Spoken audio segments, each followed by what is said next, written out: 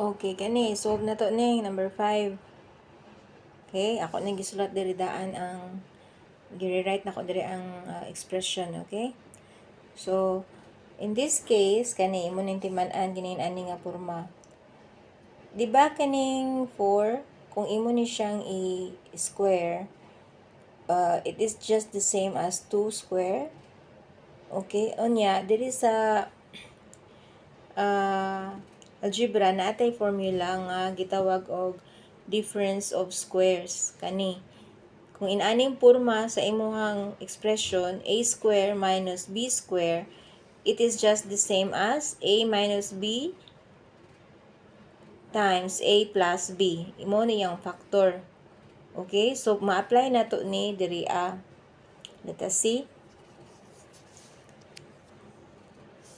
So, kining unahon na to ni. Kini, i-rewrite na ko ni.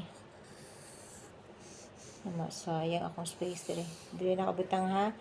Kana a square minus 4.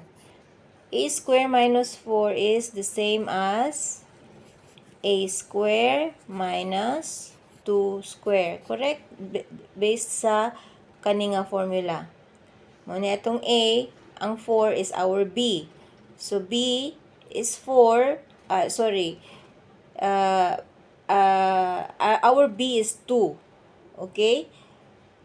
Kaya parehas naman ang 2 square or 4 is the same. So, in this case, atong gi-rewrite, ang a na to, we have a and our b is 2. Correct? So, atong a, i-factor out or i-factor na to ha. So, mahimo, pag ingon ani daw kuno ang porma, si kini, ug kana same ang porma, di ba? Pag ingon ani daw kuno ang porma, mo ni ang factor. A minus b is 2, right? Minus 2. Anya,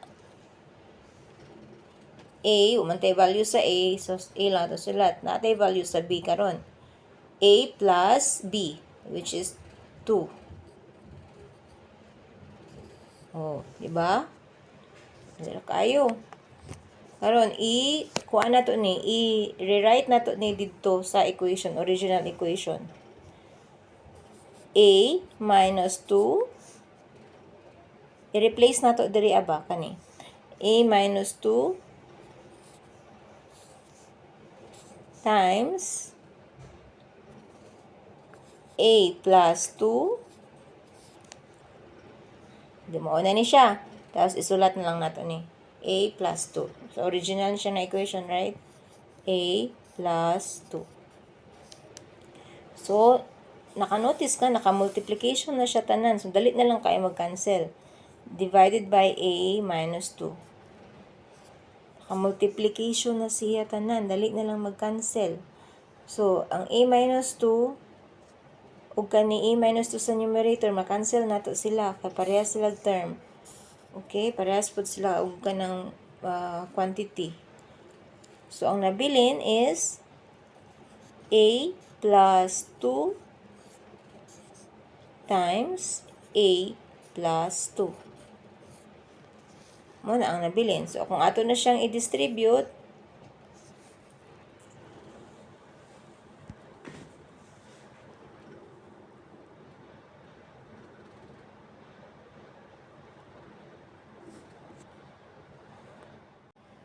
so, mag-distribute ani, multiply.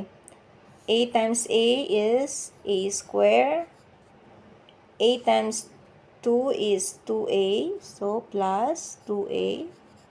2 times a is also 2a. Okay, nakagets ka? Ana. Dayon, kani.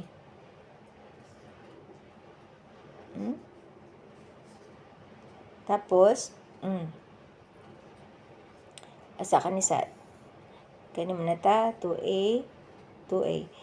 Tapos a times dili na ta sa ikaduha nga term. 2 times a is a square 2a. Tapos kinita 2 times a is 2a na pod. Tama? Tapos 2 times 2 is 4 plus 4. Balik ko doon ako ba? A square, 2A, 2A, 4. So, mauna ni ang tabo. Simplify further, A square, kani combine na to ning duha.